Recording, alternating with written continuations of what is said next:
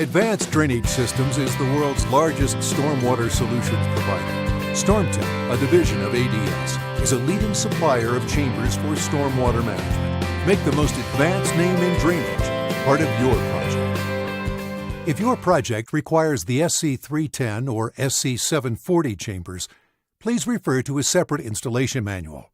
This video is intended as guidance for the MC3500 and 4500.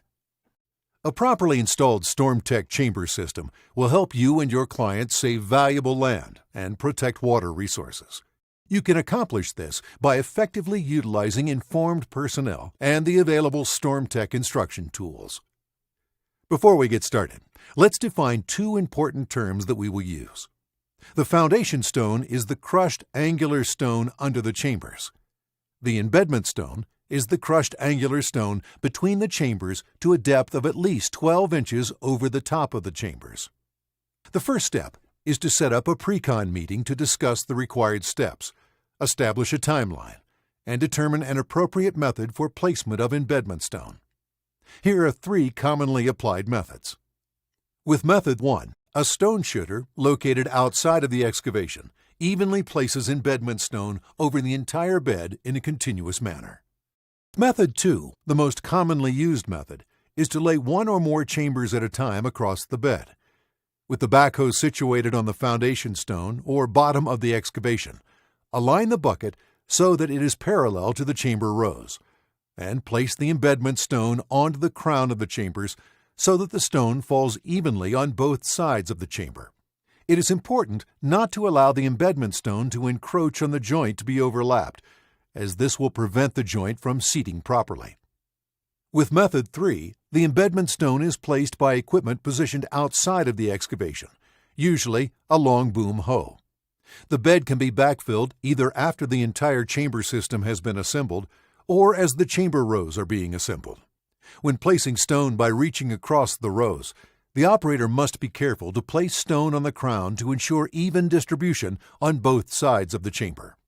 In accordance with these three backfilling methods, never is it acceptable to place equipment on the bed. The dump and push method is the placement of embedment stone around and above chambers by pushing stone with construction equipment, such as with dozers or loaders, prior to the stone being placed between chamber rows, perimeters, and over the top of the chambers. Dump and push is not an acceptable method to place embedment stone, and any damage to chambers resulting from the use of this method will not be covered by the standard ADS product warranty. Two significant pitfalls associated with dump and push are first, that it's very difficult to ensure even filling of embedment stone on either side of the dozer blade, causing chambers on either side of the dozer to distort. And secondly, that the tendency of the operator is to push perpendicular or diagonally across the rows as the backfilling proceeds along the bed, rather than always pushing parallel from the starting edge of the bed all the way to the leading edge of the fill. Pushing perpendicular to the chamber rows with insufficient cover will cause distortion of chambers. Therefore, the dump and push method is not an acceptable method to backfill chambers.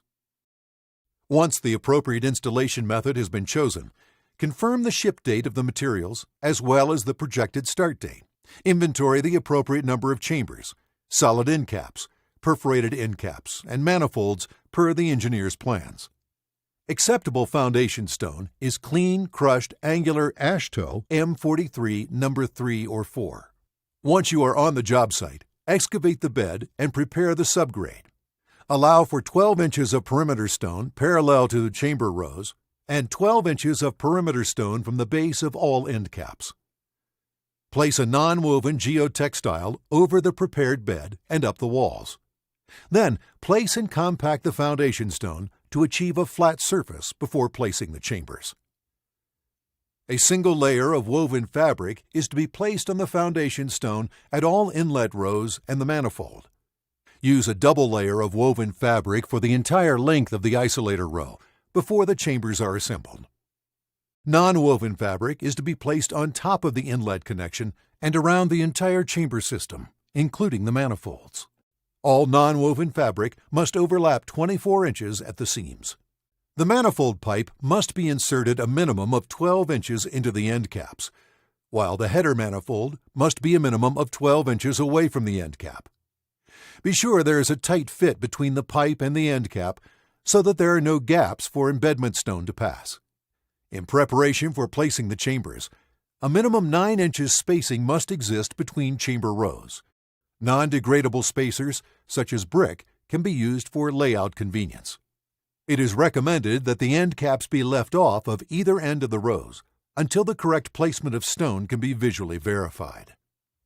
Absolutely essential to a successful installation is to backfill the embedment stone evenly across the width of the bed, including the perimeter, to achieve proper support of the outside rows and end caps. Perimeter stone must extend horizontally to the excavation wall for straight or sloped sidewalls. Where OSHA-required sloped or stepped excavation walls result in large volumes of embedment stone, the contractor may elect to reconstruct vertical excavation walls, limited by OSHA requirements, by placing and compacting soils outside the separation fabric. This is outside the scope of StormTech guidance, and approval by the consulting engineer or geotech may be required. In all cases, the chambers must be fully supported by embedment stone extending all the way to the excavation wall to a depth of at least 12 inches over the top of the chambers before any loads are placed on the bed. Construction vehicle loading must be in accordance with tables found in the MC 3500, MC 4500 StormTech construction guide. Rollers and dozers must work in parallel to chamber rows. Minimum cover depth from the top of the chamber must not be less than 24 inches to the base of the flexible pavement. Maximum cover depth from the top of the chamber must not be greater than 7 feet for the MC 4500 and 8 feet for the MC 3500.